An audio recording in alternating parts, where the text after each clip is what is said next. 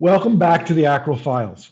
Our listeners know that the American College of Real Estate Lawyers is a national organization of 1,000 practitioners focusing on the exchange of the most sophisticated ideas and experiences in the development, financing, and investment of real estate. We continue our series of podcasts with leading individuals in the industry to share reflections on their careers and predictions for the future. Today, I am pleased to welcome my good friend, Jeff DeBoer, CEO of the Real Estate Roundtable. Jeff, thanks for joining me this morning. Okay, it's great to be here. It's great to see you. And I look forward to the conversation. Great. So before we chat about your amazing career at the Roundtable and your legendary influence on Capitol Hill, let's go back to the beginning and talk a little bit about life in South Dakota, where you grew up, how you got to DC, and what influenced you to get involved in real estate.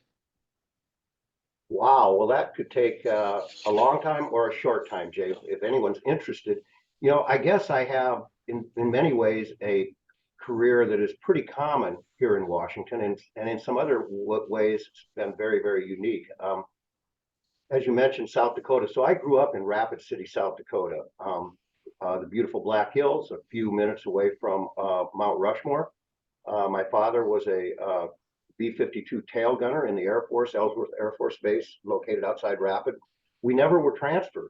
I meet people who are sons and daughters of people in the military, and they say, "Wow, you must have lived everywhere." We never transferred from there. It's a long story why, but we didn't.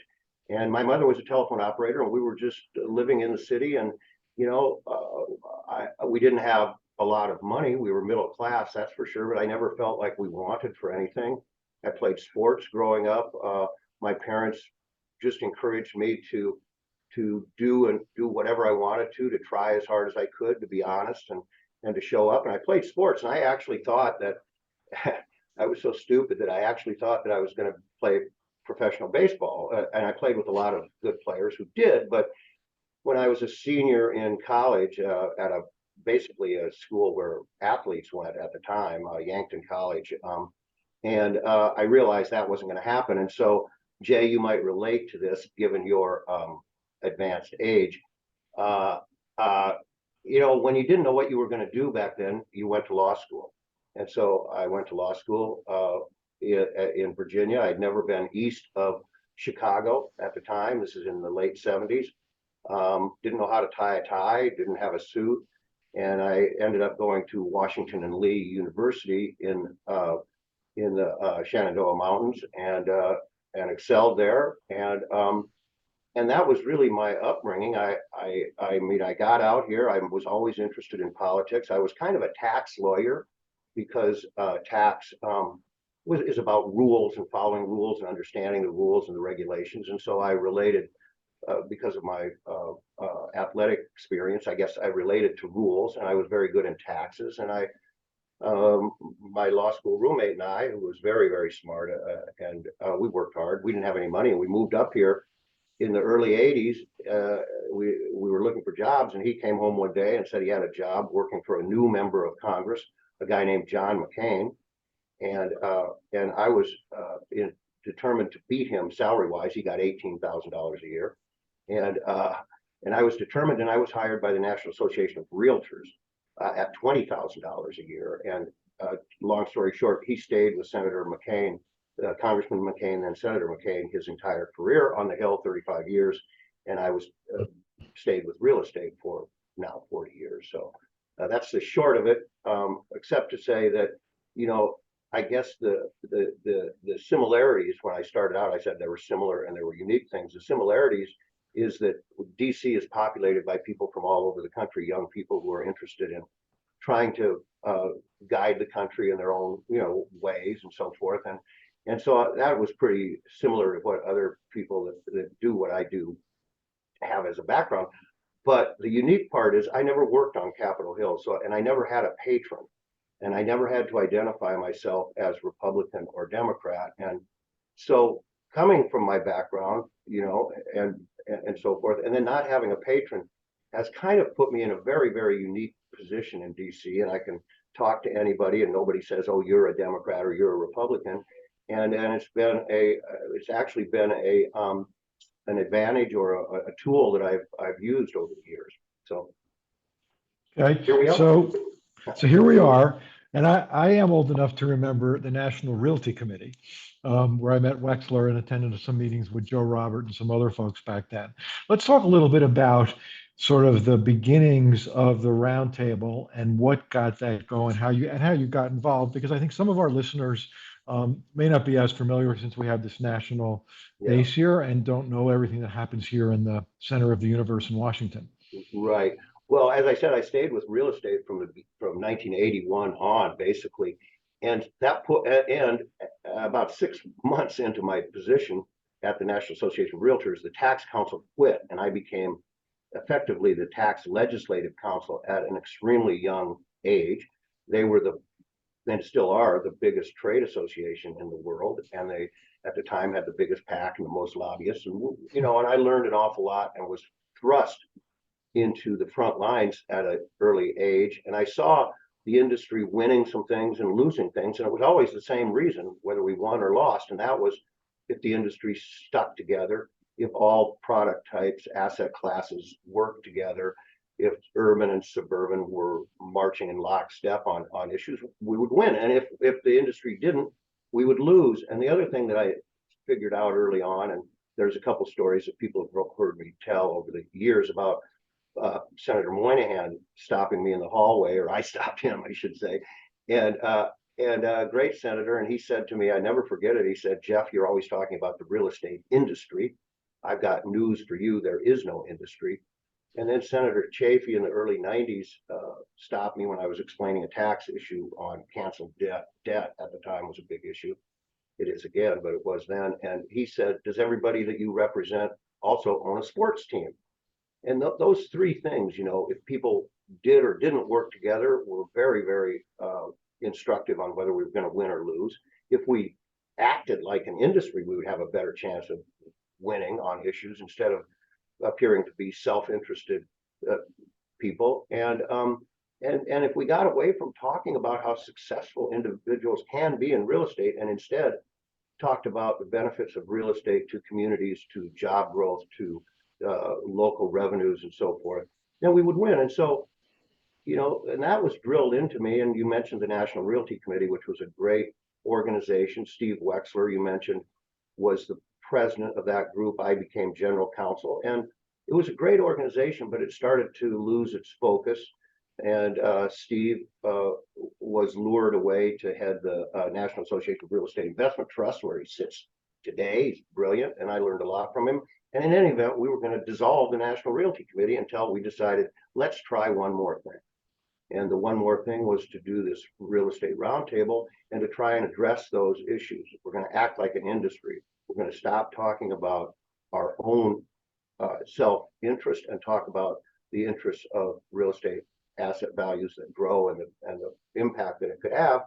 And that's what we set out to do, and the other thing that, and looking back on it, I don't know, it just seemed natural to me, but no one was doing it at the time. And that was looking at issues from the asset out as opposed to from the individual in. So instead of looking at it from an owner perspective or a financier perspective or a manager perspective, I started to look at all issues from the asset out. And if you look at it that way, it didn't matter whether it was an office building or a shopping center or an industrial property. It's an income producing real estate. It should be taxed on its economic value. It should be having appropriate access to credit and capital and so on and so forth. And if we looked at it that way, everyone would benefit around, from whatever activity they did. And that's what we set out to do. And looking back on it, I was so naive. I didn't realize what a risk it was, or anything, but it's proven to be a pretty effective way. And I'll say one other thing, the medical industry, the healthcare industry. When I came to town, the AMA, the American Medical Association, was the king, for all health related issues. And over time, every body part decided that it had to have its own organization. So the knee people, eye people, ear people, the hip people, and consequently, their voice over time has become, in my view, kind of incoherent. And I think that has damaged that industry and what they try to do and what they try to communicate. We, on the other hand, had trade organizations that represented the body parts, if you would, the shopping center industry, ICSC, the mortgage bankers, on and on and on. And so what the roundtable did, as opposed to the AMA, which became splintered, the roundtable kind of brought those people together. So we went out and got leaders in the industry and combined them with trade associations, all with the goal to speak at the same time, to work together, to communicate. And that's kind of what we've done. And it's worked out rather well over the last 26 years, I guess. Yeah, I'd say so. Let's go back. I want to ask you a little bit about those beginning challenges, right? Because you touched on the different asset classes and property types back then. Before we called them the asset classes, we had shopping centers and apartments and office and all that kind of and multifamily, all that kind of stuff. But you also had, I think, back then, not that many national companies. It was before Zell and Taubman and lots of people sort of took their companies national, and it must have been another part of the challenge to convince people that this was a good idea. And I know you've talked about our mutual good friends, folks like Bob Larson and Randy Rowe.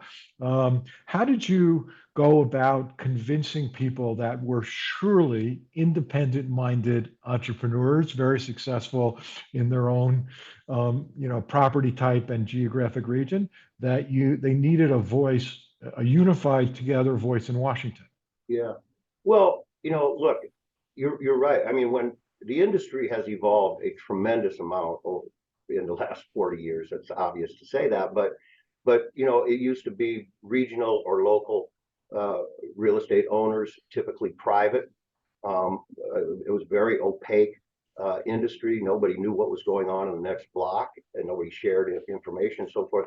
And then the '86 Act, which had some very detrimental and retroactive aspects to it that hit people hard. And then in the late '80s, the credit crisis, where all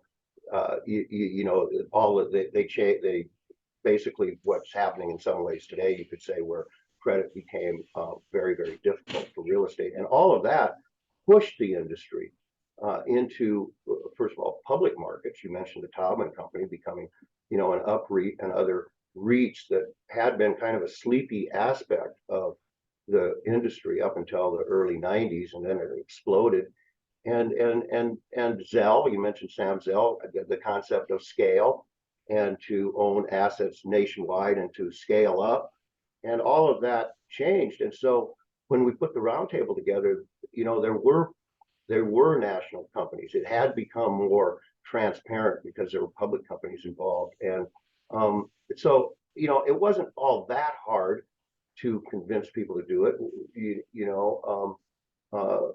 So that wasn't so difficult, I don't think. And we set out only to have 100 of the top players in the industry. We expanded that to 150. We're kind of a closed-end fund, if you will, on membership. And so that's what we did, and we went out and convinced them. And by the way, we only have one mission. Unlike a typical trade association where you'll have trade shows and you'll have conventions and you'll have the legal department, you'll have the all these areas that trade associations rightly are involved in. We're not. We're a trade association, but we're only involved in one thing, and that is talking to members of Congress on national public policy issues that affect commercial real estate and the industry. And we've never strayed from that. We haven't had any mission creep. So we're staying in our lane, and that has helped. And I think that was attractive to leaders in the industry to know that, this organization wasn't going to go out and try to be big in terms of membership or try to become something other than what we set out to be, which was to be a reputable, intelligent, non-reactive, positive voice on stuff in Washington. So that kind of sold to people at the time. And again, I didn't quite realize it when we put it together, that how unique it was. But it turned out to be something that people were very thirsty for at the time. So, I've had the good fortune to attend many of the meetings, thanks to you and Chip and the great staff, and hear people like, Senator Sinema, Senator Manchin Schumer, lots of, Penny Pritzker when she was Secretary of Commerce and of course a member of the Roundtable. Lots of people with great respect for what you and the fabulous team that you've assembled have accomplished. And those people are always good friends, I think, when they're over there. What would you say is sort of the general view on the Hill of this now hopefully acknowledged industry that you've done such a good job representing? Well, I think everybody, all of us have something in our past that we don't like about a landlord that we had when we were in school, or we couldn't get financing for something, or we didn't, whatever it is. So, there is a built-in negativity about real estate with people because of that. Everybody has a bad experience, I suppose. And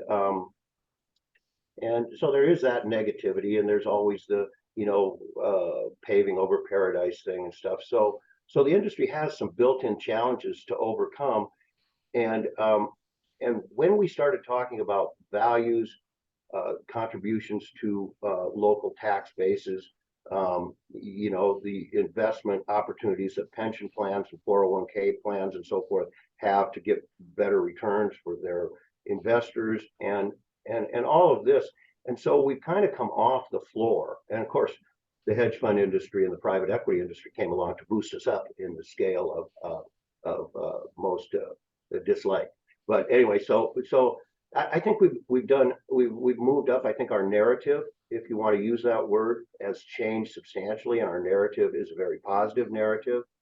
And over the years, and you mentioned the team that we have. Geez, we approach issues. We want to know them. We want to have good analysis of the issues. We want to know what we're talking about. And so we have committees on various topics, and they're populated by some of the very brightest people in the industry to tell us about how a tax proposal might impact us, to tell us about banking regulations or climate-related energy issues or security things. So we kind of know what we're talking about, and we've changed the narrative about the industry in general. And so the view that we have on Capitol Hill, frankly, is reasonably positive of business groups. Big tech is kind of on the target board. The drug companies, people don't like them and so forth. But I think we do a very good job because we're not reactive. We're positive. We're proactive on things. Right now, for example, housing. Look, housing is a big problem. Not only low-income housing, but workforce housing, and we're trying to be a positive voice on helping solve that issue. On energy, we're not saying that we don't want to make our buildings more energy efficient. In fact, it's to our advantage, and it's to tenants' advantage and investors to have a building that is more energy efficient and so forth. So we're trying to come up with positive things there, and so we're reasonably well respected. And if you tell the truth all the time, or at least you tell the same lie to everybody all the time, it's pretty good. You can't, you get one time in my business. You can lie once, or you cannot do what you say you're going to do once. And after that, you're kind of toast. And so, we've consistently done what we said we were going to do. We've helped people. We've provided good analysis, and we're positive, and we're not greedy. We're not looking for subsidies, and that's helped us over the years. And frankly, I think the industry has benefited. I mean, I could go on and on and on, Jay, but I won't. I'll just wait for you to prompt me in some other direction. Okay, well, look, there's no question from at least the seat that I've been in that the industry's benefited, and maybe a little closer the interesting thing, Jay, is that over those 40 years, I'll bet I can think of 5 or 6 times at least that there's been very big challenges to the industry. After the '86 Act, particularly multifamily was hit very, very hard. The RTC stuff in the '90s, people said, "Oh my God, we'll never build another office building." And then along comes, e-commerce, and no one's ever going to go in a mall again. And the great financial crisis, oh, we can't finance anything, and so on and so forth. And every single time, this industry has proved to be a very resilient industry, and the catastrophic predictions. Sure, there's challenges, and sure there are situations where individual properties or owners or investors hit pretty hard. But by and large, the industry has stepped up to the challenges, met them, moved on, and helped the economy and the country move forward. So, it kind of looks at today, people say, oh my God, we've got, the financing problems and no one's going to work with remote work anymore and so on and so forth. Those things are true, but the industry will, I have no doubt, overcome those challenges and be stronger. In 10 years, this industry will be, very strong. So it's just an interesting curve arc, if you would, of things that, people don't need to get too worried about things. We need to understand the challenges and step up to them, which we've done. I agree with that. And that was exactly where I was going, because as you said, think back to the Tax Reform Act of '86, the interest rate crisis, in the early '90s, and the dot-com bust, and you mentioned the GFC, and what we're doing now. You didn't mention in that situation, that's 9/11, but we want to come back and talk about that. But in each one of those crises in the country, right, the industry, whether we were in the middle of it, like the GFC, right, because of the mortgage rate situation and the mortgages that went down with the CMBS, the industry's been affected and come back. I mean, you could talk about 9/11 and TRIA and what the roundtable did around TRIA. Well, obviously, a terrible date in the country and the world's history. But from a more parochial point of view, immediately after that, people couldn't get any financing because prior to 9/11, it was assumed, because it wasn't written out, that property and casualty all risk coverage covered terrorism. And after the 9/11 attacks, the reinsurance industry told the direct insurers they were no longer going to reinsure direct insurance on terrorism coverage. And if you didn't have all risk coverage, you couldn't get financing. And so the market really came to a halt after 9/11 for, buildings that needed to be refinanced. And it wasn't just the big skyscrapers. It was businesses everywhere. And so we set out to try and convince members of Congress that we needed a program, a federal backstop, if you will, to provide this insurance. And that's what we went and did. It was a heavy lift, even though there was sympathy at the time, but it was a heavy lift because it was a big program that the government was going to enact, and it did enact it, and it's been extended for 6 or 7 times since then. Out of that, by the way, Jay, good news and bad news. For some odd reason, I was selected to, along with Peter Lowy, who was then the CEO of Westfields, to co-chair. We co-chaired the RAND Center, the think tank, the RAND Center on Terrorism Risk Policy, which, was really quite an amazing experience for me. I finally had to quit, though, after 8 years of co-chairing this because, and my wife, Joan, when she said, you got to quit, you're so depressed when you come home, because all we did was talk about how we were going to get blown up or something like that. So, but the industry stepped up on that, and we created that program, and it's been that way along the road on issues. Yes, I couldn't agree more. You mentioned, where we are today with remote work and hybrid working, and we are 4 years now, amazingly, post-COVID. We're right around now, February, March of 2020, and lots of chatting, including, at the recent roundtable meeting in January about these opportunity to convert offices to multifamily to address part of the issue. What's your view on where the office side of the industry is today, and what kinds of things you're working on to help them get back up on more firm footing? Yeah. Jay, you interview a lot of people, and I know you talked to Owen Thomas and some others, and far be it from me to suggest I know what's going on in office after you talk to them. But I think in general, the whole industry and the economy and people are still adjusting and evolving their needs, business and personal needs, after the pandemic. And so, our industry is right at the cutting edge between what people want to use their assets for, operate their businesses or travel or what have you, shop, whatever it is, and and we can help that. We can help people achieve their dreams and their goals on things.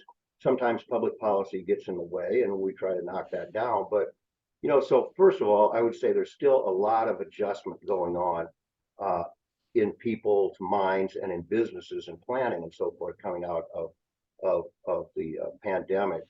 Um, Obviously remote work is the big thing. What's the office use going to be going forward and into the future? And people who act like they know don't know. We don't know. Sometimes people know what they don't know, and some people don't know what they don't know. And we don't know really what business use is going to be in the future. It's probably not going to be 5 days a week, but it's not going to be 100% remote.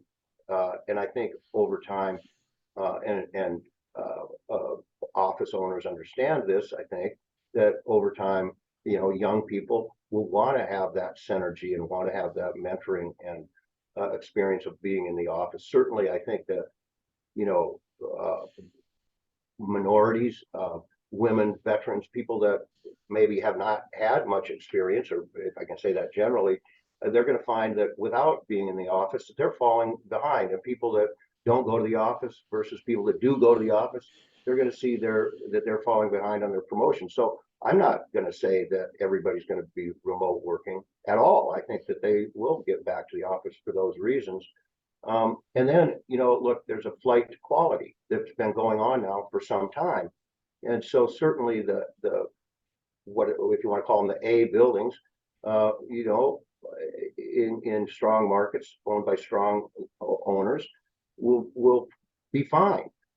It's going to be very expensive for people because the cost of refinancing the debt, which was at a low interest rate versus today, and then the cost of you know, uh, uh, um, getting amenities in buildings that people want in order to attract them. That's going to cost a lot of money, but there's going to be some buildings that, frankly, are obsolete, and it's not just office, but it's all kinds of buildings that, as people evolve their needs and wants, are going to be obsolete. And so, what are we going to do with these obsolete buildings that are a drag on our urban centers?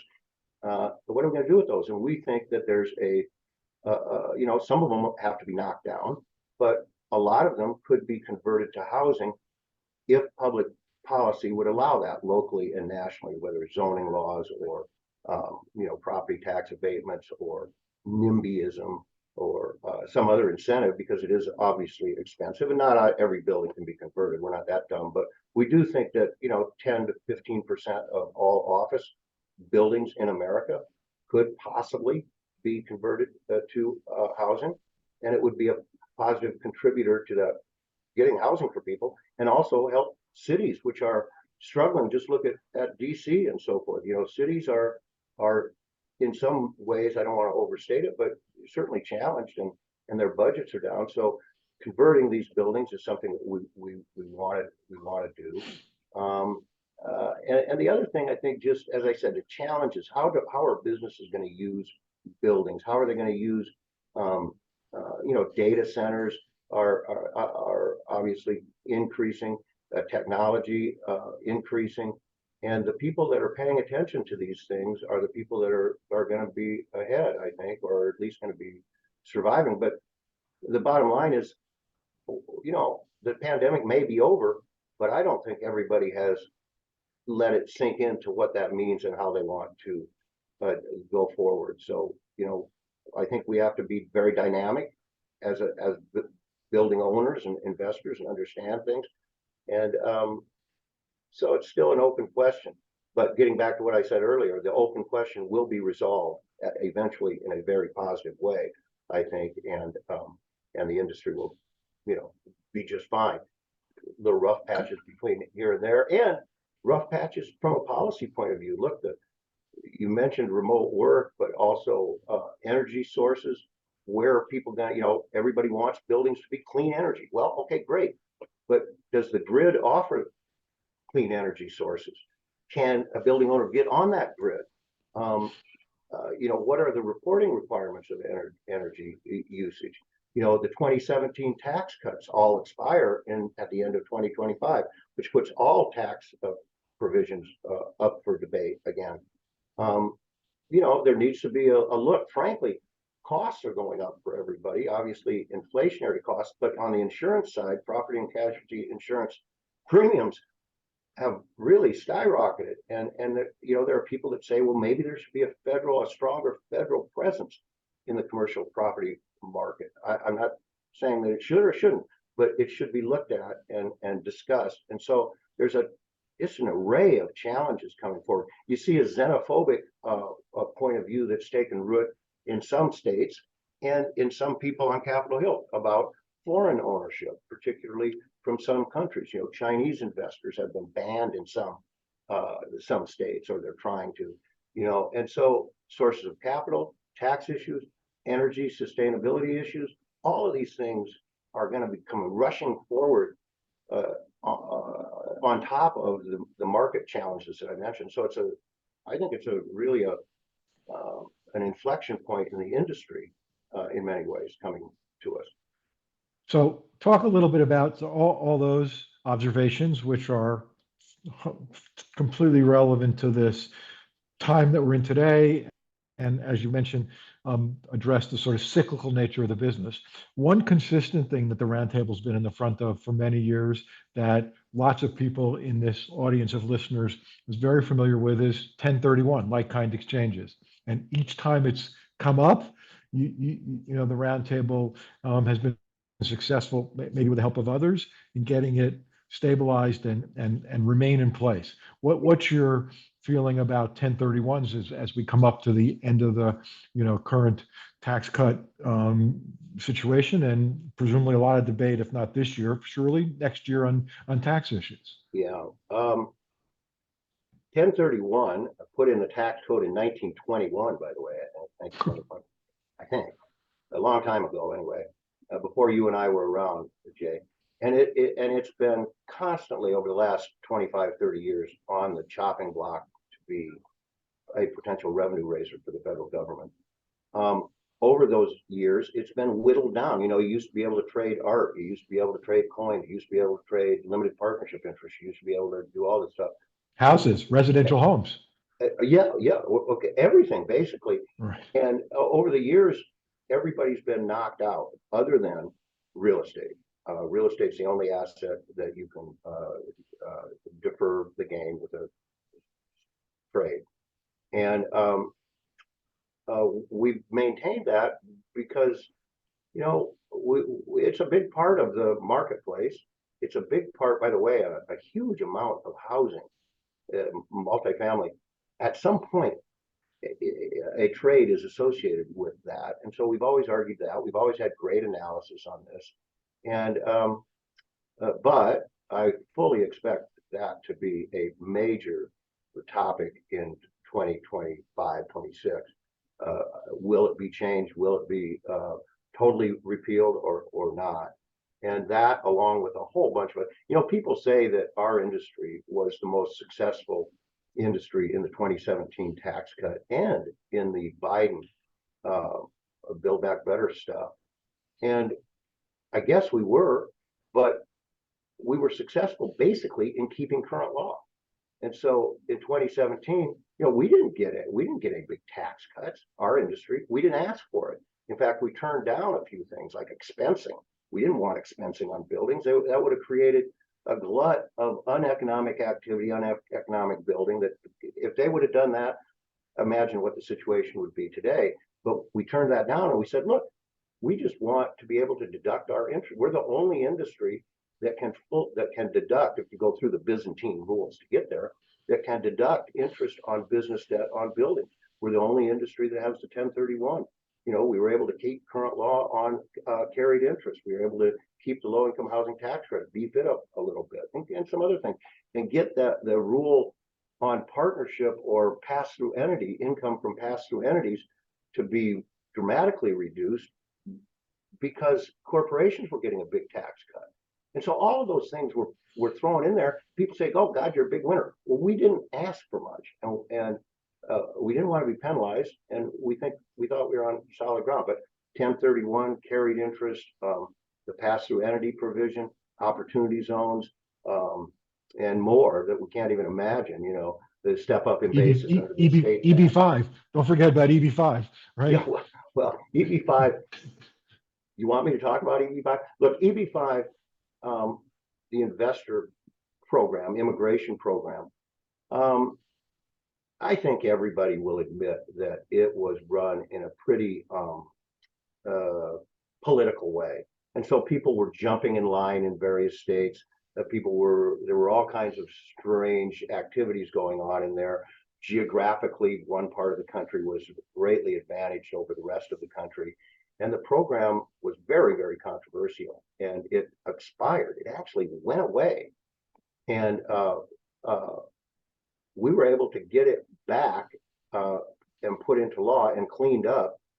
And it was the biggest, Jay, I would say, of all of the 40 years of winning stuff or trying to win stuff on issues, I would call that EB5 bringing it back from the dead as a standalone bill and getting it enacted into law was really one of the biggest high wire acts that I've ever been involved in. This was principal to principal. Staff really weren't involved. This was senator to senator, and it was very controversial. It was geographically difficult. And again, it was an immigration program that died, that we got back in place, a standalone bill, and it passed Congress and was re-signed into law, which was pretty amazing. And it was a lot of fun to deal with. But people that were involved in it were pretty focused on getting that issue back. And I would say that if we were trying to do that today, given the xenophobic point of view that a lot of members of Congress have now, I don't think we would get it done. And I would say one other thing, FIRPTA, the Foreign Investment and Real Property Tax Act, you know, that was put in place in like 82, I think, had not had any amendments until 2015, and we got pension plans exempted from FIRPTA. In today's world, could we do that? I doubt it, because there's a heavy anti-foreign investment psychology that has overtaken people on the Hill, and so it's all about timing. You know, you time the issues, and it's worked out in some ways. But EB5 was quite a ride. So you just touched on what was going to be my next question. I mean, the accomplishments and the things that the roundtable and the industry have been able to do the last 30 plus years are, as you recite, are just quite amazing. And as you also have been suggesting in a couple of comments, the world has changed in Washington, right? And without putting you on the spot and getting down into the weeds, but from the you've got this amazing perspective because you are right there, and lots of people that'll watch this, listen to us, and me included, are listening and watching and hearing on how difficult it is to get anything done in Washington, as we've just seen in the last 2 weeks, let alone the last several years. How does that, what's your view on that, and how does that translate to your ability to get things done, in the coming months and years? Well, obviously, it's very hard to get things done these days until everything comes together, and then it's rushed, and then it gets done.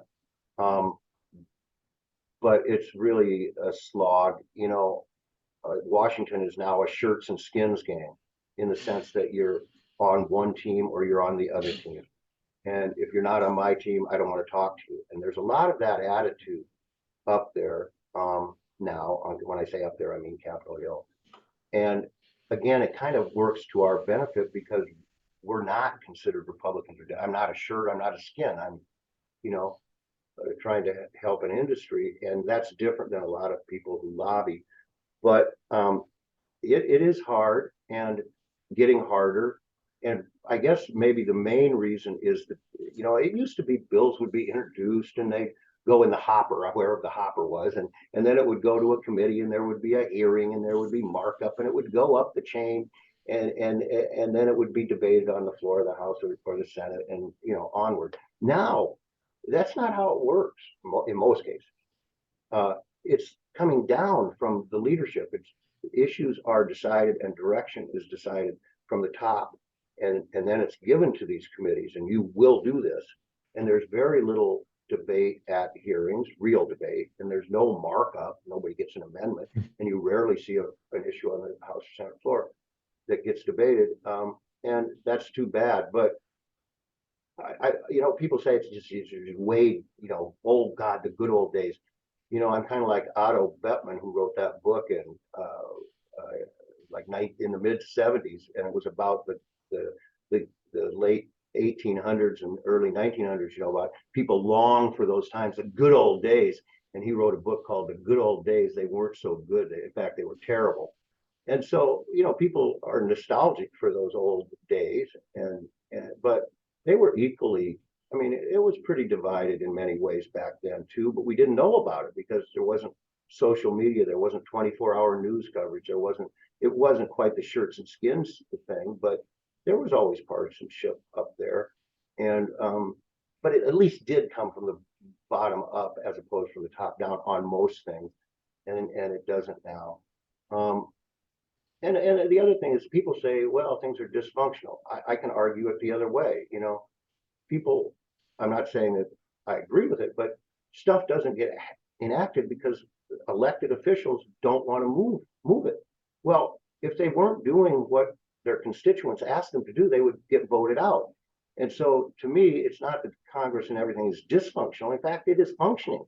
These people are doing what they're elected to do. Now, you might want to redraw the lines and get a little more competition in terms of House districts and so forth, and things like that. But in terms of elected officials doing what their constituents ask them to do, they do, and in many ways, people want gridlock, I guess. I don't know, but it is difficult up until it's not difficult, and so you got to put in your work. You've got to have your analysis. You've got to have your understand what you're saying. You have to have your contacts.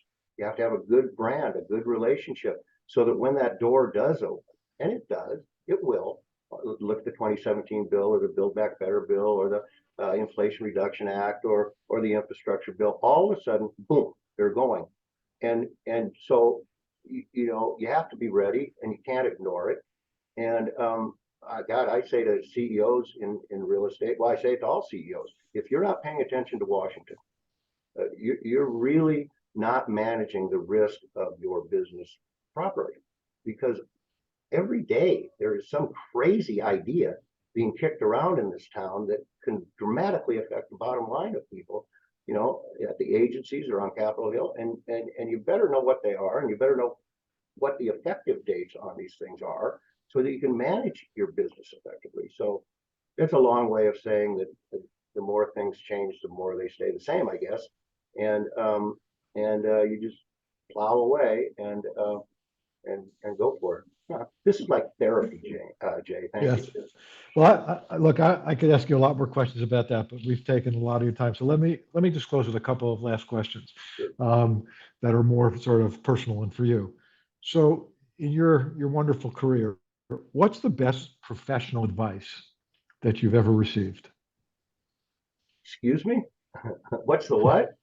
The best advice that you received in your career that's helped make you successful?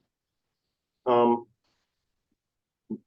Never be overserved in public.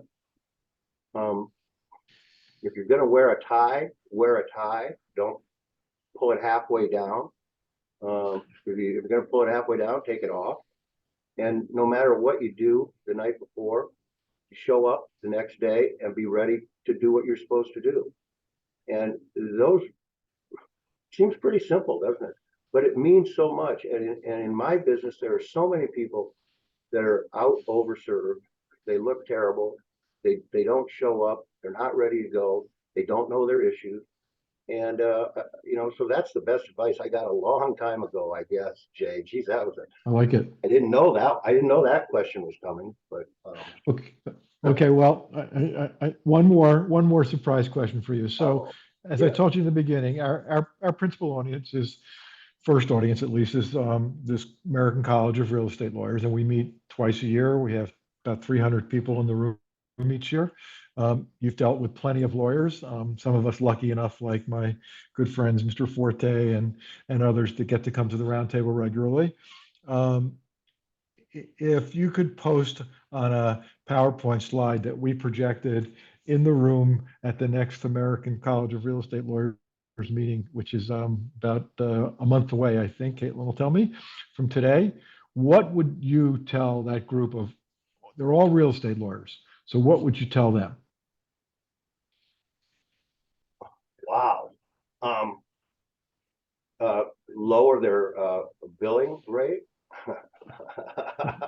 No, I mean, look, again, I think our industry is extremely important to how the economy of people go forward.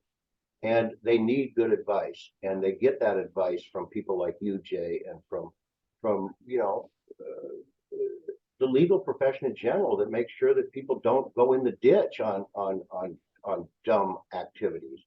And if people get the right advice from people like you and others, they'll make the right decisions in terms of developing and transacting and financing and so forth. And things are great. So I guess I would tell a group of real estate lawyers, keep it up and be involved with organization. Whether you're involved with the roundtable or not is not my point, but be involved. There's local real estate organizations, BOMA, NAIOP, ICSC. They do a great job.